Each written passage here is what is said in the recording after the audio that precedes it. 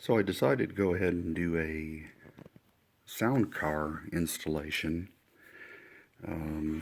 Many years ago, I had thought how cool it would be if you could get sounds in some of the cars. The flat spots, the flange squeal, and other things. And then I recently got back into the hobby, and I see that Soundtraxx has this. So I thought I'd go ahead and just document what it takes to install one of these. It's relatively easy, and I don't have the parts yet, but I did go ahead and started by removing the shell. In the center on mine, it had a sprue, so I just used a Dremel, carefully took that off. I want to make sure it's flush and flat up there, because when you mount your SoundCar decoder, it needs to be up at the roof, where it should be. It's the best place for to access when you wipe the magnet over the top. That's how it does the intelligent consist. So I want to make sure that was nice and smooth up there. So there's really nothing else on that to show. I did get, I didn't grab it, but let me grab it. Two different sets of trucks, wired trucks. And I know you can do it yourself. I've done it myself on N scale. I put sound in N scale, a couple box cars, long time ago. But for this box car, I'm using the 70-ton with the electrical pickup. It's a Genesis, Athearn Genesis. You can see the part number there. And then if I should ever want to try to put sound in any of my cold cars here, I actually ordered this by accident, and it just happened to be that it would work on the cold car. So I went back and got the 70-ton, but here's a 100-ton, and that's its part number. And I really like the way that they're made. If you've seen Athearn Genesis cars, it's probably hard to see in this video, but the bearing in the center of the truck turns. I've already test fit it for height and set it up on the gauge and everything. I want to make sure everything was squared away, because like I said, I don't get the parts till tomorrow. I think the newer Athearn, it's a newer Athearn box car, and it had some of this stuff on there to help hold the weight on. I tried to pull it off. It's on there pretty good, so I'm going to leave well enough alone. But if your weight is loose at all, make sure you take it off. Use some double-side tape or glue. You don't want any vibration in this thing. To put that much time into something and then have it vibrating on you and drive you nuts. When I put the shell on, I'll probably put a very little bit of, just a touch of CA on either sides, or a tiny strip of electrical tape pinched in between where you can't see it. Again, because that's an area that could rattle. I'd set this upside down and clamped it onto a mill. Now you can Dremel this out. There's nothing special about the mill. It makes it a little easier, but anyone can do this. That slot could be a big hole. And there's many different ways to get the wire up through there. But what I did is I just measured the distance between the center of the truck and where the wire comes up out of the truck. And then I just transferred that over to the center mount here, and just milled on the center line back and forth. And I'll go ahead and install one of those and come right back. Okay, here it is with the trucks mounted.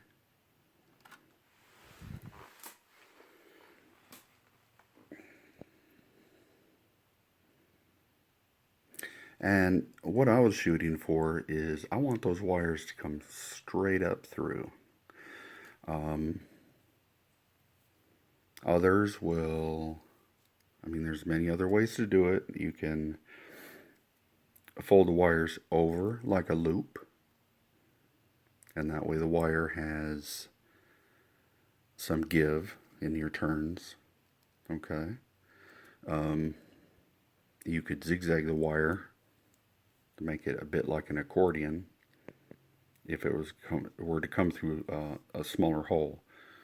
But you wouldn't want to run it straight through a small hole because it might bind, and after so many times of going back and forth, it can break the wire, and you don't want that. The other thing I did is, and it's probably hard to see on here, is I took a tool and went around the edge of those cuts to make them smooth. So, but you can see when the truck turns, the wires look like they're toward the top. That's just the way they're coming out of the truck, but they're dead center. So if I hold it center, you can see that they're coming straight up through, and that's full throw. So what I plan on doing is letting those come up and over, and I may go ahead and tape those back down onto the weight, but I'm going to give it plenty of travel, so there's no stress on the wire whatsoever, and it could go around multiple curves without that fatiguing and breaking or wearing on something. I have some real small shrink tube. I'm probably going to go ahead and put on this wire and slide down there.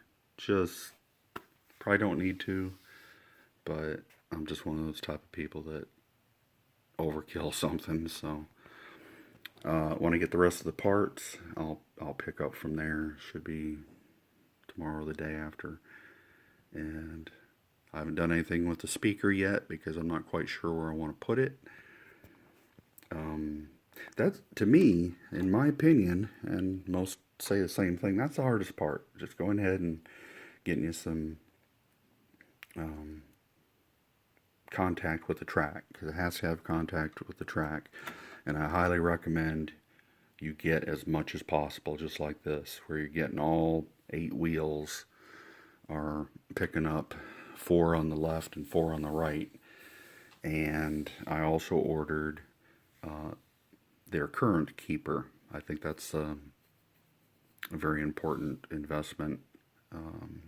Put them on the trains as well, and that way, if it I don't have the electrofrogs or insulated frogs, so if something should hit along here, that current keeper will keep the sound going, and that's important. It's an investment, and kind of takes the fun out of it if it cuts out on you, so that's coming as well. So when I get the rest of the parts, we'll pick it up from there. Okay, so today items came in, and I thought I'd go over them real quick. I got the 1-inch speaker, what they call the 28mm speaker, a baffle kit for that 28mm speaker, the magnet wand, and I opted to go with the current keeper. I've got them in my locomotives as well. I just don't want sound cutting out on me, so that kind of helps keep the current and the sound going if you hit a dead spot or a dirty spot on the track.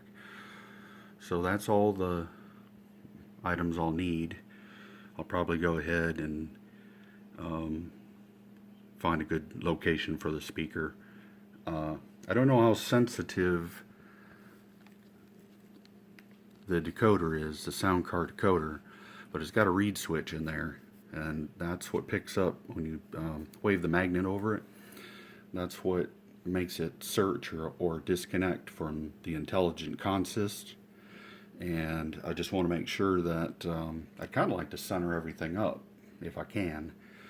But if the magnet has any effect being that close, which really isn't that close, it's about 1.5 inches, but I just don't know. So I want to test it first. I'm probably going to just attach the speaker leads and the red and black wire directly onto the track here and go ahead and just see how far away I can be with a speaker to make sure there's no interference. Because if that speaker is too close, it could wreak havoc with the little reed switch in there, and I don't want that. So I'm going to play around with that, and then the next step will be where I want to set the speaker. If I do get some kind of the proximity's too close, and I'll just end up putting the speaker at one end and the decoder at the other, and I'll just make note of that. So on a car, you've got your A side, and your B side is where your wheel brake is, and I'll just make a note of that. But like I said, if I can, I'd like to keep it centered up, so we'll see what happens. Okay, I'm at the point where I just wanted to test the decoder, and just got it on the rails there. The track is turned off now. I did have the speaker magnet within about, I'd say, 1/4 inch before it picked it up, so it's safe. I mean, the decoder's going to be, you mount this side to the roof, and the little pickup reed is down here somewhere, but I mean it's up here on top, so you mount the Soundtraxx side up. Anyway, I tested it out. Works fine. I did have to go ahead on the baffle. I milled down the sides. You can sand it. You don't have to mill it. And I had to do that because it just fits. See if I can get this in here. I have 3 hands.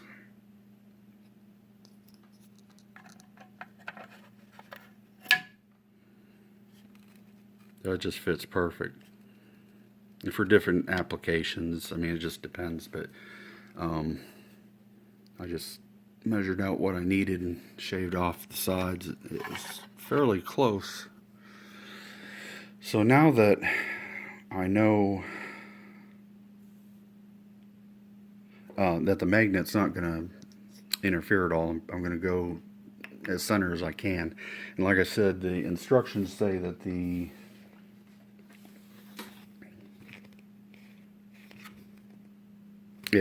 sensor is kind of down here between these 2 round pieces and the end of the decoder. So I'm going to try to get that centered up, the sensor, get it centered up with the car, and then put the current keeper on the opposite end, and that should be fine. I'll put the speaker dead center in the car. So that's my next step. Okay, well, we're back with this, and I know I said I was going to center things up, but on the bottom side there's not much, but I just didn't want to mess around with those details and trying to work around them. It's not going to make a difference where that's at. I'm more concerned about just getting the reed switch for the magnet as centered as possible on top of the box car. And it's a real powerful magnet. You don't have to worry about, you know, finding the exact spot or whatever. So I did the same thing that I did for the pickups. I just cut slots Now again, I have a mill, and it makes it somewhat easy. I mean, it takes longer than I would recommend. What most people do is just when they find out where they want your speaker, is just go ahead and drill holes. I kind of like to get them between these members or whatever. In the past, I've done some that are in a circle, almost like a rotary dial, if that gives away my age. And that's more than enough. I do the circles around, and then maybe one in the center. So you can just drill. If you got a drill press, or even if you don't, just I would put something underneath, like this flat side down on a piece of wood, and try to secure it somehow, and then just drill down.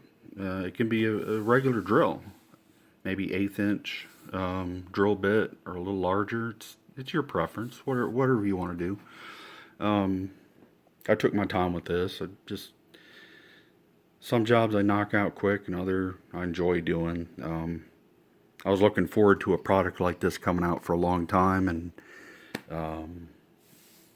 hats off to Soundtraxx for coming up with such a cool idea. I mean, it really adds a level of realism. So I'll probably wrap it up for today, and I've already got it marked where I'll glue it down. I did put that spacer on there, so when I put the speaker in, it has just a little bit of depth. I don't want the membrane of the speaker getting anywhere close to this metal. I lightly filed it, and then I actually used that magnet and some tape to get off any loose shavings and anything that's just going to jump straight to the face of that magnet. And when I glue this, I probably will just use a couple very, very small dabs. Like I said in other videos, I put a little glob of glue on some waste, and then just sit there and pick a little bit off, and just put a couple little, they're not drops, they're just tiny little pinhead. Probably put, I don't know, 6, 8 of those on there, so I can snap it right back off. Alright, well, I got the speaker mounted where I want it, and the trucks are screwed on. And what I did is I just put a little loop in these. That way, when they go around turns and stuff, it's not going to be wiggling it back and forth in one spot. Like, I'm worried about where it's soldered down by the truck itself. If that were to wiggle back and forth, it'd come off, and so that way it has some spring to it, and it should hold up. You can see the door here is in the middle of the car, and from what the instructions say, from the harness in there, it's pretty close to where that reed switch is that the magnet picks up when you add or remove from the intelligent consist. So that should be in a good spot. And I got the current keeper, and I just have put a couple little dabs of glue to hold it in place there, and everything's wired. I have to make sure that these wires go up and over. I'll probably just tape it or something. I don't want any of those wires hitting my loops here. Other than that, it's done. Alright, so it's all put back together on the rail. The rail has power. I'm not going to go ahead and just put the train on. I'm just going to focus on the boxcar itself. So I do have an address dialed up. It's the number of my engine. And then all you need to do to start this is use your wand or a magnet. You hear that sound.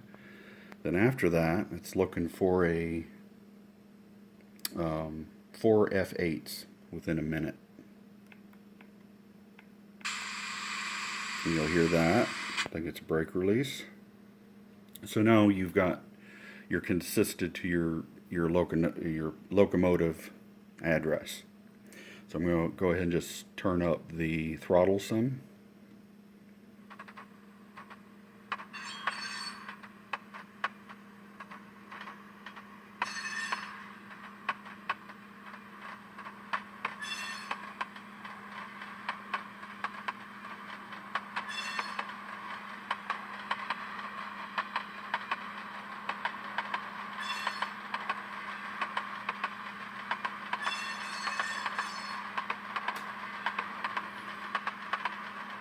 So that's about 32 right there.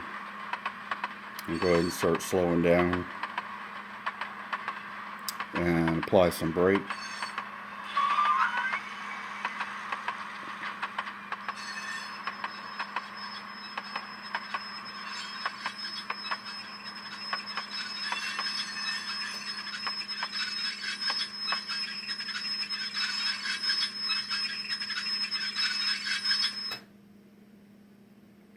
And we've come to a stop. So I just have it, I mean, that's the way it comes out of the packaging, programmed, ready to go. If you're just doing a box car like I did, then you see how easy that is. But there's all kinds of, you can go on the Soundtraxx website and get the full manual, go through it and see all the different things it can do. I mean, it's really incredible. I'm really glad they came out with a product like this. It's pretty neat. It really is. It adds a lot of realism. So if I want to go ahead and disconnect this car from the intelligent consist, then I just wave the wand over it again.